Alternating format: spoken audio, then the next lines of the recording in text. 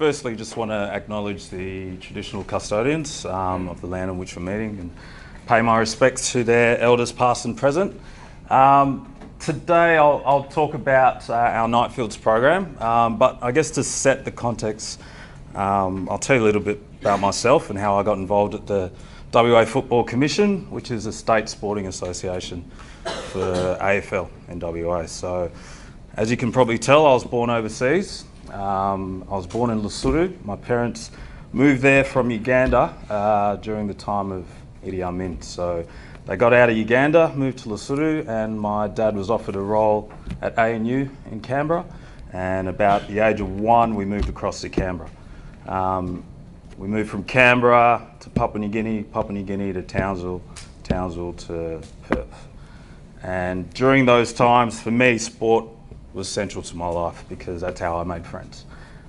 Pretty much every school I went to, I was the only African kid at the school, apart from one other kid who was my sister.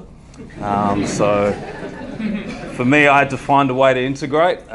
Generally, the perceptions were, look at this African kid, he probably doesn't speak English. He's probably come from a hut. One of my sister's teachers actually asked what sort of hut we lived in Africa. So that's the sort of stigmatism we faced, but sport was always something that was a level playing field. And for me, I'd try and find out what's the biggest sport going. How do I play it? How do I get involved? That's how I'm going to make friends. And luckily for me, I was okay at sport. In Papua New Guinea, it was cricket.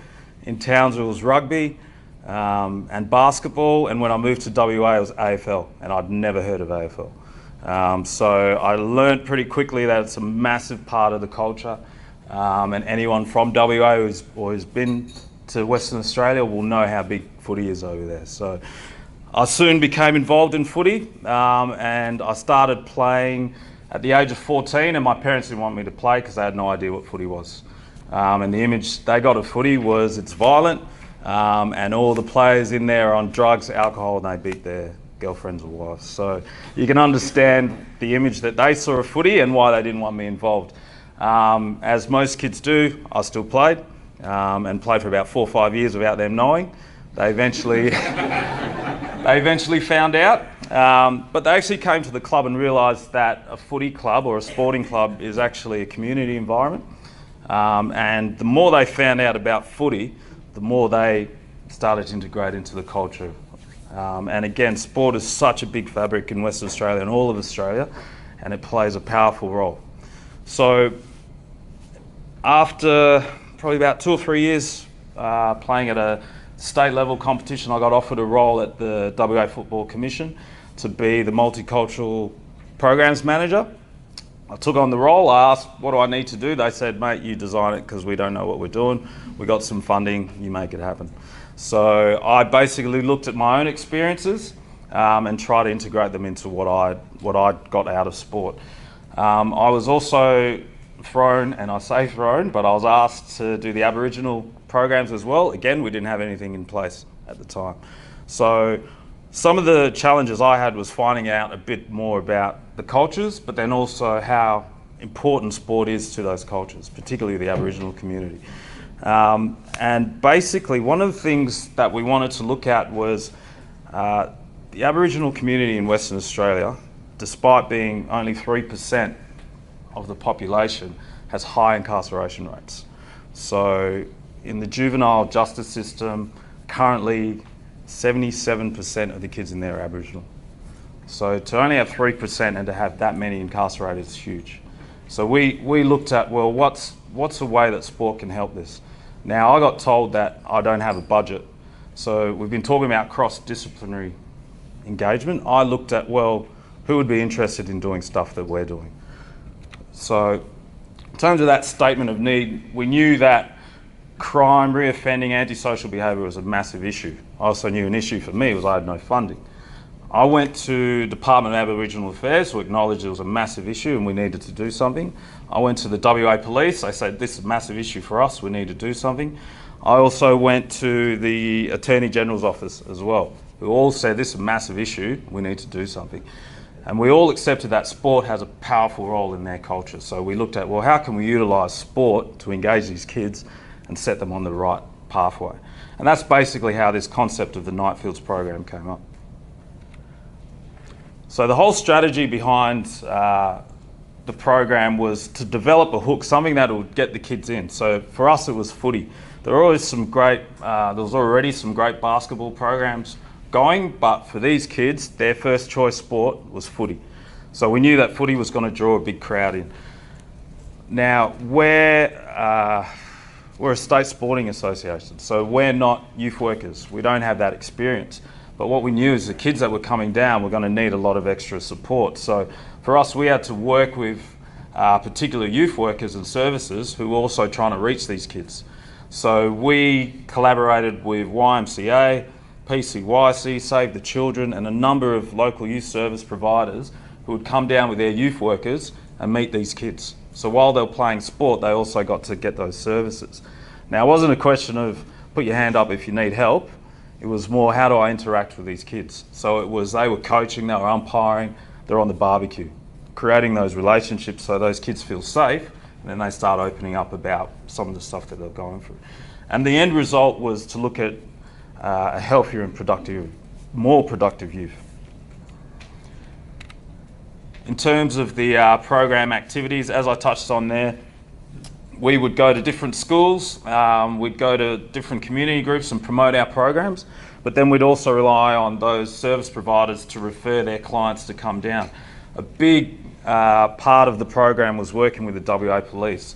So the WA Police have a community team who have youth crime intervention officers. Now, their whole role is based on the strategy that if they focus on the tough kids, the ones that are the repeat offenders, and have an impact on them, it'll actually have a widespread impact on the crime rates.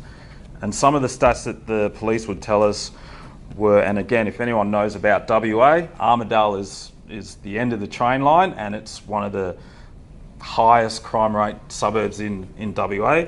Basically, they told us that 40% of youth crime either happens in Armidale or is committed by youth from Armidale. So for us, we were saying, well, we need to do something in Armidale, because we know if we can reach those kids, it's going to have an impact. In terms of the actual Nightfield session and what it looks like, we just wanted it to be fun. So the kids would turn up, they'd register. To get them to register as a challenge, so we said, we're going to put on food. There's no cost to the food, but we've got to get your details. So they'd fill out their details and then they'd get a feed, and then they'd go onto the playing field. We'd also look at getting them into games as soon as we can. So a lot of those kids had already rejected the structured sport of train twice a week and then play. It was just turn up and play. That's what we wanted. And as much as my bosses weren't happy about it, I introduced other sports. Because I know I love footy, I know a lot of the kids love footy, but there are more kids who like other sports. So we partnered with netball, we partnered with cricket, basketball, touch rugby. So the kids would come down and they have that chance to sample different sports, move around different stations, and basically just have a bit of fun. In terms of the outcomes framework and the different areas that we try to judge whether or not this was working, certainly were we reaching enough participants, were we engaging with them through the services, were we seeing healthy lifestyles come through, were we actually seeing more health and well-being and these kids actually being linked back to those services. And then finally was the employment and training. Could we actually have an impact on creating some jobs and making some of these kids work ready, I guess.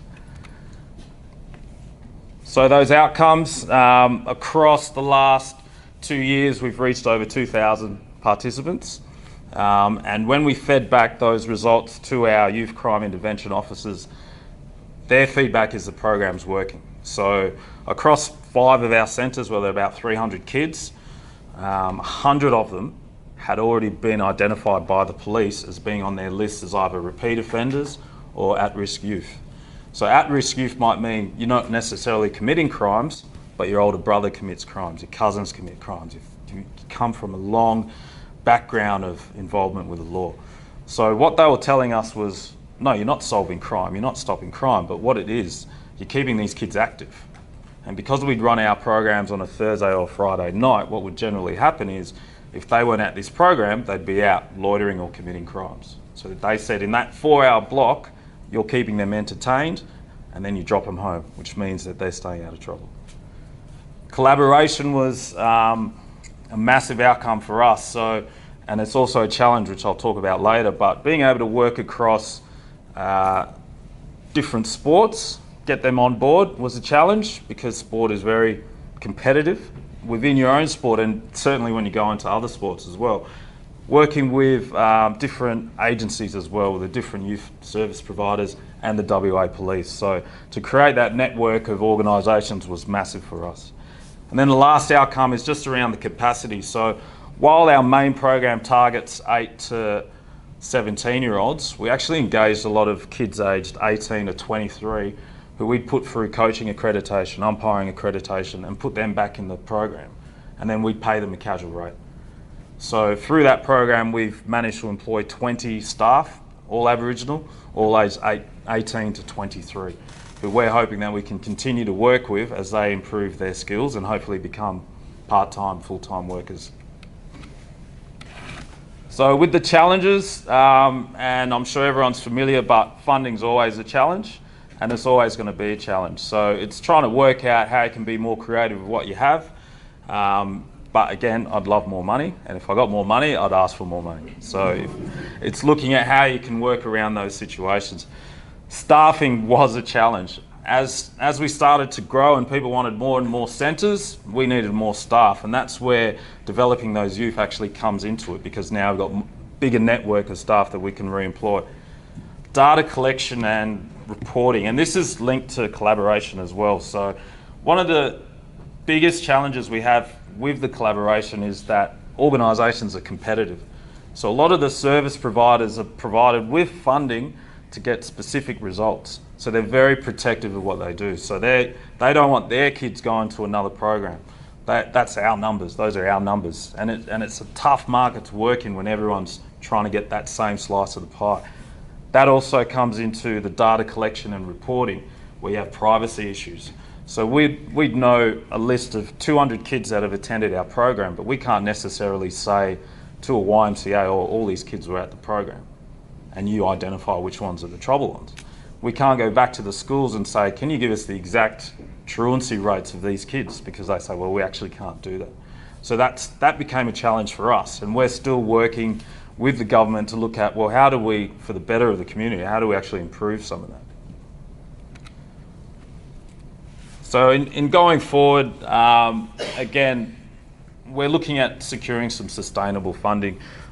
The challenge we have with government funding, it's generally 12 months. Sometimes you get lucky and get 2 years or 3 years, but generally it's 12 months. 12 months goes past really fast. And by the time you get something up and running, you have to acquit it, you have to create a report, and you have to show that it worked. And it's even harder to get that funding happening again. So our challenge is to look at, how do we get something that's more sustainable? And while we love the government funding, we also know that we may actually have to look at different channels for this to happen. The fact that right now I've got this program, we've put in a massive application worth $900,000. The Attorney General says this is awesome, can't sign it off because we've got an election coming up. So if you're from WA, vote Liberal, because if they lose, they lose, I have to start again. But that's a challenge that we face. We're looking at, we've currently got about 20 centres. We've got a few that we call super centres. So a lot of them are pilots, so they'll run for about 6 weeks, and then we say, yeah, thanks for coming, see you later. But to have the significant impacts, you have to have at least 12 weeks. So we've got a few centres that run across the whole year, and that's where we see the real impact, because you've got that relationship with the kids. Again, I talked about developing the staff networks, and with the collaboration, actually forming some formal MOUs with the different service providers to say, look, if you're going to be part of this, you need to tick these boxes. Otherwise, we're not going to consider you a key partner. And then the last one is just around enhancing the data and the collection and reporting. So that's where we're, again, looking at how do we demonstrate the impact that these programs are having. That's pretty much the presentation, but just in I guess just in closing, it was interesting to note in one of the previous discussions and presentations around the responsibility of sport. And even someone was talking about should it be a bottom-up or top-down approach. Having worked in a state sporting association, and when I first came into my role, understanding that if it's not a priority at the top, it's very hard for it to filter down. So a lot of the majority of state sporting associations rely on funding from the government. So the government's actually in a powerful position to say, hey, we'll give you the funding, but this is how you spend it. Right now, the WA Football Commission, again, people in WA might know this, we're going through a massive restructure. We've lost Subiaco Stadium, which was our main source of revenue for grassroots football. They're building a brand new stadium, and we won't have $14 million in our budget that used to come to us. So we're relying heavily on the government. Government's come back and said, we'll give you 10 million, but you need to spend more on community dollars. So we've got our high performance team scratching their heads saying, oh God, more community stuff, what are we going to do? I'm standing there with my hand up saying this is exactly what we need to do. So it's looking at how you can influence those decisions that are getting made. But certainly the power of sport to be an agent for social change, I think we have a big responsibility to look at the impact we can have on the community. Thank you.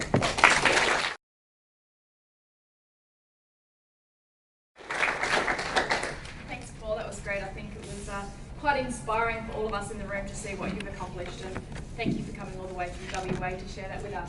So, lots of questions, I hope, before we've got 10 minutes. Yes? Thank you, Paul. I just have a question about your 4-hour block. What time frame are you working with kids? And is that like peak time for potential loitering and stuff? Yeah, so the main programs would run on a Friday from 5 p.m. to 9. But with our different centres, we actually had to tailor it to the need of the community. So I'm not sure if you've seen, there's a lot of unrest in Kalgoorlie, which is about 6 hours from Perth. We spoke to the police about, okay, we can bring this program there. Should we run it on a Friday night? They said, Friday night's not a problem. Saturday night's not a problem. Thursday night's our biggest problem. So we moved our programs to run there. In other areas, they say we need something straight after school, because straight after school, these kids start loitering. We need something that keeps them engaged. And another one that we had was school holidays. So summer school holidays, crime rates peak. And the challenge with that is most service providers shut down. Another challenge we have with the service providers is once you go after 5, that's after hours, which is when you consider the irony of that, when so much different stuff is happening after 5 o'clock, it's looking at, well, how do we improve that? Very interesting presentation. My question is regarding the sustainable funding. Do you do some kind of leveraging of the government funding with, let's say, sponsorship from the community and the business, whether it's local business or corporate business? That's the first one. And second one is, because you have limited funding, do you also try and have something like do more with less money? You know, are there innovative ways that you can do more activities with less money? Yeah, absolutely. So to the first point, we are actually looking at creating a foundation where we can generate some of that funding. Right now, it is a challenge because it's a competitive market, and so it's understanding the nature of that. So how do we generate funding that's coming in, not reliant on grants? To the second point about working with no money, that's for us and for a lot of sport, that's an everyday thing. So while we'd love to have 100 centres, if we don't have the money, we'll focus on a few and we'll just make sure that we get it right. In terms of the other side of that is me trying to influence up to say to the rest of our football staff who normally do coaching or grassroots work with junior clubs, we're actually saying to them, this has become a priority, so our staff actually have to start delivering this as well. Do we have a question down here? Yeah, all right. I'm from Queensland Rugby and we do oversee the diversity stuff. We do something similar with the Aboriginal and Pacific programs as well. I guess my question is something we don't have the answers to. One, do you engage the families as well? Obviously, it's great to be able to engage the youth, but then, as you say, they're influenced by so many outside factors. Do you, and if you do, how do you go about it? Because obviously it's Yeah. in Queensland and across government, corporate communities, it's a massive challenge, I guess. So. Yeah, family engagement's probably the toughest challenge, and a lot of the time the kids are there because they don't want to be at home because they come from pretty bad environments. We still try to engage the family. We look at different roles that they can play. So whether it's like, do you want to come down and help out with the food or jump in as coaches, those sorts of roles, so they're actually active and part of the program. And for most of the centres, we tend to get about 3 to 5 different family members involved. But it's certainly a massive, massive challenge in terms of that engagement. Jim? That's great, Paul. I was really taken with the presentation. Funding is the big issue, isn't it? And it's always been fighting for government funds, but we're now in an age where we've got corporate social responsibility, which is being poo-hooed at some quarters, but I think it's the great movement in corporate life. You know, the companies becoming such a big part of life. This corporate social responsibility hits 2 areas in particular, education and sport, and it's always grassroots. Professional sports look after themselves, and there's big money in there, but it's grassroots, as you know, and Europe's cottoned onto this as well. Jack Ma gave $100 million recently for the development of rugby union. $100 million for grassroots rugby union. And I know he has been here, Alibaba being the huge company, has been in Australia and has been funding. So I think some concerted effort, I think that was the angle of the question was asked before, concerted effort now not away from government funding, but towards the corporate sector, where there is this abundance of goodwill and feeling that it ought to be expressed through sport in particular. Yeah, Well done. absolutely. And I'd be happy if he can pass on his contacts to me. We'll look you two up at lunch. Question in the middle, yeah. Paul, have you seen or are you striving to achieve some pathways through to organised sports clubs? Yeah, absolutely. So, how are you doing? yeah, so we're lucky enough, and I know it's not in every state, but through the Department of Sport and Rec in WA, there's a program called Kids Sport, which covers, provides kids who identify as low socio backgrounds with up to $200 per year to cover all their fees. So we work with the local clubs who come to these programs and are often the coaches, and we say to them, come to these programs, meet these kids, because they're more likely to come to your football club if they know you, or your soccer club if they know you. So from that point, it's, all right, I'm loving this Nightfields, hey, did you want to join the local netball club? Actually, yeah, I would. And then they come down and it's like, normally it's, I don't know if it'll be fun, or parents said they can't afford it, but then it's that discussion around, well, actually you can go down this path, we'll help you with the registration, we'll get you to the club. One more question, yeah. Do you have numbers on that, like how many the percentage maybe make it to these local clubs? Yeah, so right now it's about 1/3 of them make it to the clubs. The timing of our programs is critical to that. So generally our registration period is right now, because the season will start probably about April. So April to May is when you capture most of them. So we're doing a lot of work to try and encourage these kids to get to the clubs. But the biggest driver is if someone from the club is based at the Nightfields, because again, it's that familiar face. It's not as daunting to walk up and say, I don't know anyone. At least I know the coach who's going to look after us. You've been talking a little bit on education, which is for me essential.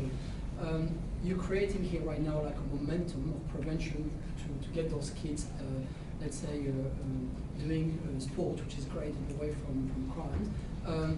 What would you recommend to make that transition from your momentum right now to a continuum in life for those individuals? Education for me will be obviously a skill for them to have. We need to work on it, so I would like to have in view, because that will allow them to be part of the workforce.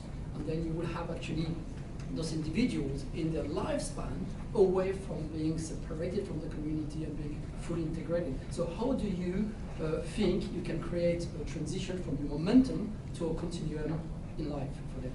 Yeah, absolutely. So from an education perspective, we work with the local schools. as well, and we try and encourage some of their teachers, engagement officers, to be part of the program. And where we can, we say, these are kids from your school that are coming. It's really looking at, we've tried education sessions and, sit the kids down like now and say, oh, don't do this, don't do that. And I can tell you lose them in 5 minutes. But we use our role models. So we'll get guys from sports, from the community to come down, say a quick few words to the kids. We say, mate, no more than 5 minutes, you'll lose these kids. And then we'll get them engaged and get them involved. And it's all about that responsibility. It's about getting back to school. It's about that education. The other thing we've started trialling, which isn't anything brand new, but is breakfast programs. So we actually run, even though it's called Nightfields, we run breakfast programs from about 7:30. Kids come down, play footy, play sport, get a free feed, and then actually stay at school. And what the schools is telling us is that on that day their attendance goes up. So we'd love to do it every single day. Very quickly, Peter, one last one for you. Just congratulations. Anyone that's here has obviously got a passion for sport and appreciate the role in your own lives, but also in the wider community. So congratulations for taking all the theory and having a go at making something happen. It's just a fantastic program. It's just maybe a suggestion on the last recommendation there. I'm just wondering whether you've approached a university.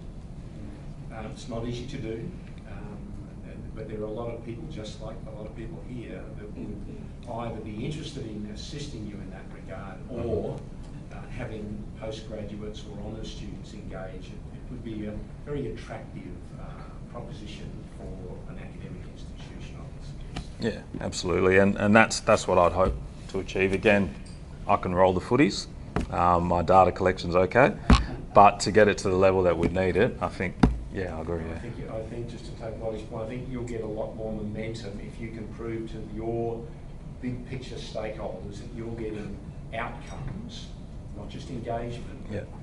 education, feeding into clubs, crime rates dropping. You'll get a lot of momentum. Yeah.